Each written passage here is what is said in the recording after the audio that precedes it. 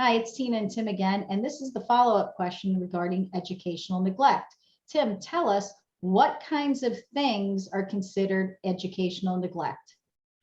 So 9 out of 10 cases come from the school district. They'll be the ones who call in an educational neglect most of the time. Sometimes it's a nosy neighbor who sees that little Johnny's not been in school. What they're looking for is the attendance rate. The school has a threshold that's required by the state that they track.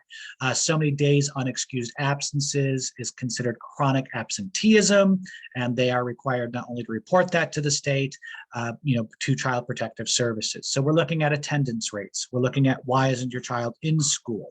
We're looking at grades. We're looking at conduct and behavior in the school. Those types of things are what we're going to investigate under an educational neglect piece.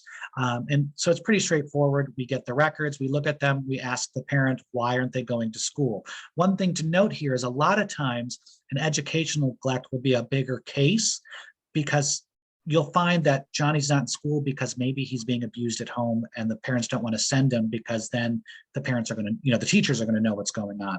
Or maybe there's lack of transportation at home. There's maybe some issues there that then CPS can step in with other services and help that family.